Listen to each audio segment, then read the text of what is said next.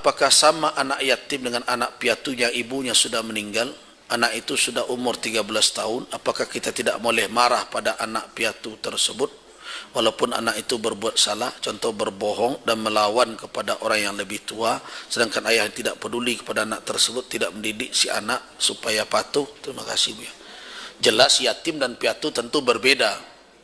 Yatim adalah yang meninggal ayahnya. Yang piatu itu di dalam bahasa kita,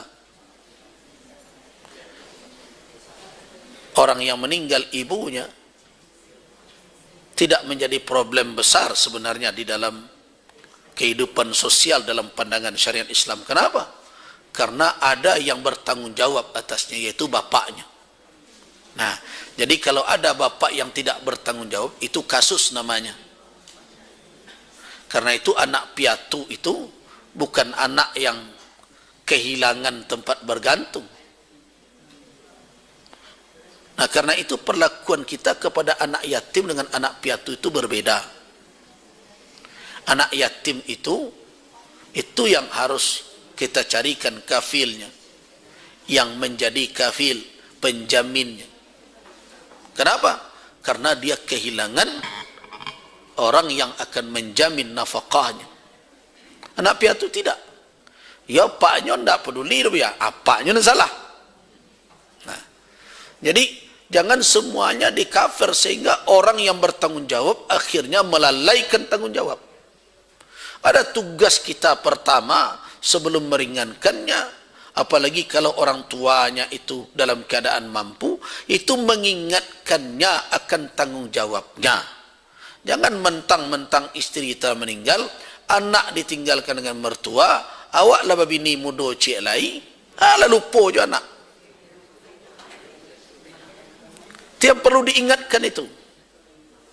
Babini boleh hoi, tapi anak tua, kamean.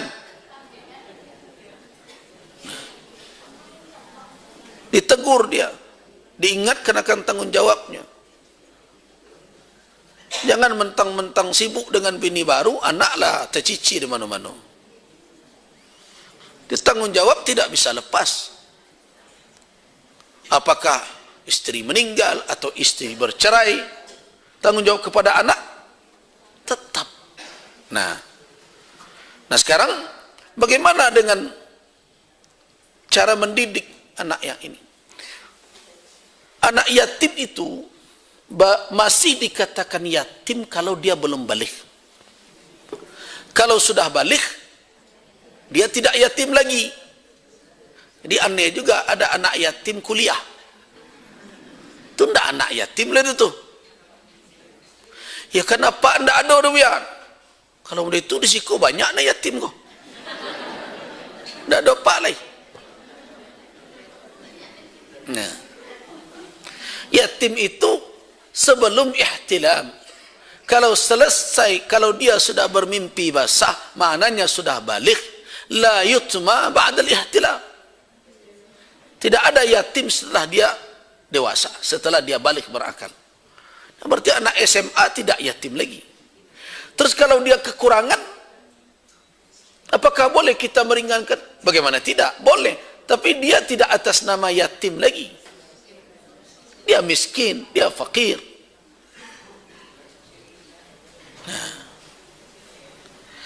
Nah terus kalau anak itu masih yatim, bolehkah dia ditegur, dimarahi? Boleh, untuk dalam rangka mendidiknya, bukan karena kebencian kepadanya.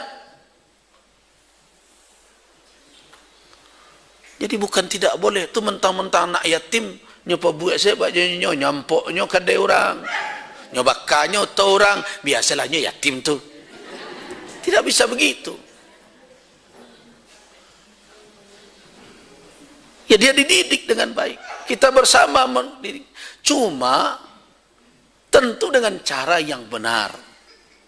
Nah, di awak kadado sebagian nambah selantiangan ke anak yatim karena tidak ada bapaknya bertempel yang sebagai. Nah, itu yang tidak dibolehkan. Dan itu tidak berlaku pada anak yatim saja. Anak manapun termasuk anak kita. Jangan main tampar sembarangan. Kalau akan memukul, pukullah dengan cara mendidik bagian yang tidak akan membuat dia cacat.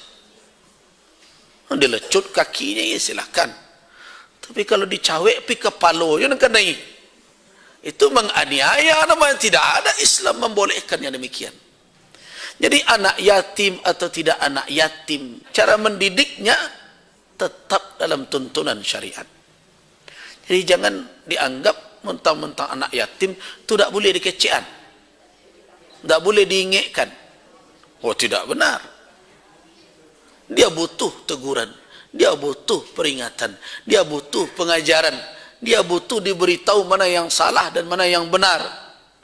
Kalau semuanya alasan anak yatim dia dibiarkan melakukan apa saja, berarti kita membiarkan dia tumbuh tanpa tahu mana yang salah dan mana yang itu bukan cara yang baik. Wallahu a'lam.